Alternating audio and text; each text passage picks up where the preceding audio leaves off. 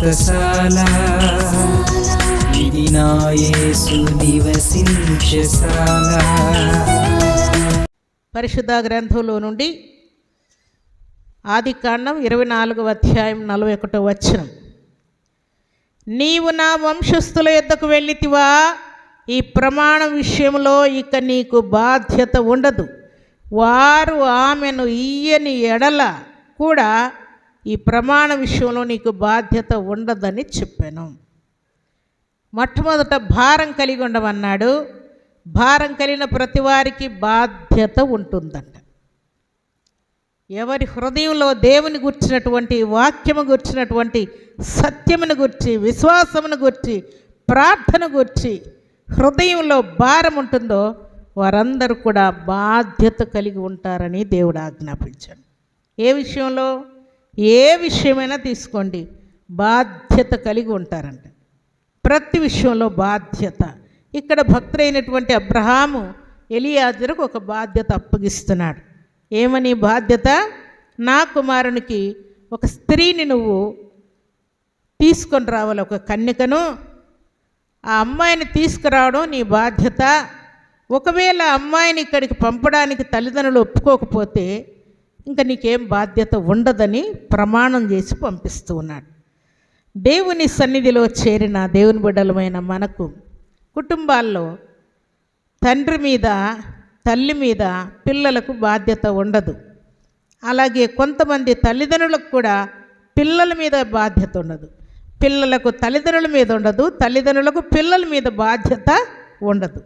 ఎందుకంటే వారు దేవుని భారం ఎరిగిన వారైతే తప్పకుండా ఈ బాధ్యతలన్నీ దేవుడు వారికి నేర్పిస్తాడు. ప్రియులారా, ప్రభు సన్నిధిలో చేరిన ప్రభు బిడ్డలమైన మన బాధ్యతను మనం గుర్తించాలని దేవుడు జ్ఞాపకం చేస్తున్నాడు. భక్తుడైనటువంటి అబ్రహాము ఎలియాజరుకు బాధ్యత అప్పగిస్తే ఆయన పర్ఫెక్ట్గా నెరవేర్చాడా లేదా చెప్పండి? నెరవేర్చాడా లేదా?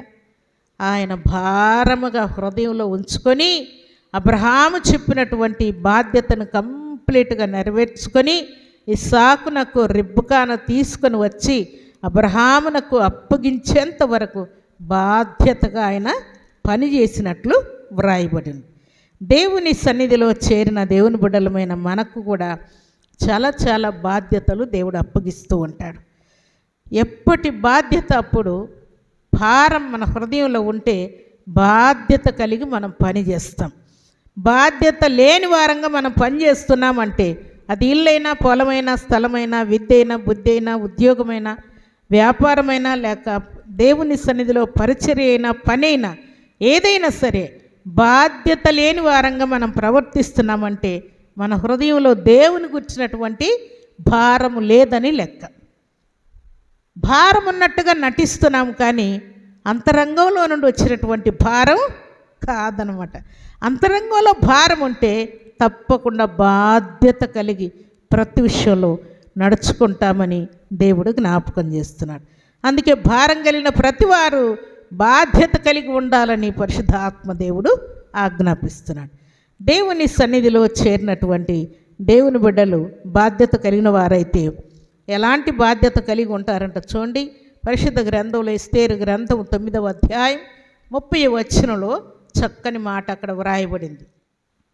మరియు యూదులైన మొర్దెకైయు రాణి అయిన ఎస్తేరును యూదులకు నిర్ణయించిన దానిని బట్టి వారు ఉపవాస విలాప కాలములు ఏర్పరచుకొని అది తమ మీదను తమ వంశపు వారి మీదను ఒక బాధ్యత అని ఎంచుకొని వాటిని జరిగించదమని ఒప్పుకొనిన ప్రకారం ఏం చేశారంట?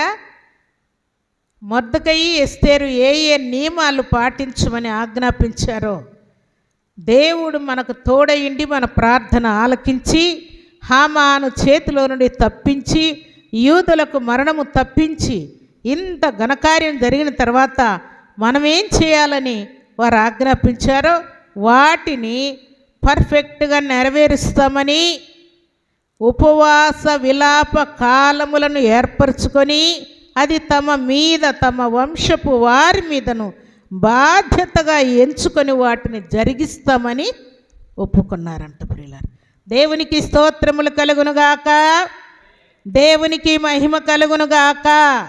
బాధ్యత కలిగిన వారు ఏది ఒప్పుకుంటారో దాన్ని పర్ఫెక్ట్గా చేసుకుంటూ వెళ్ళిపోతారు ప్రియుల.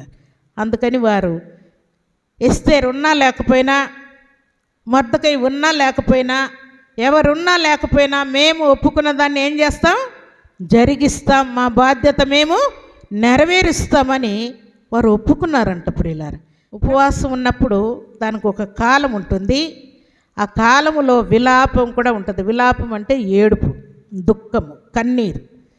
ఉపవాసం ఉన్న ప్రతి వారికి కూడా ఏదో ప్రాబ్లం ఉంటేనే కదా ఉపవాసం ఉండేది.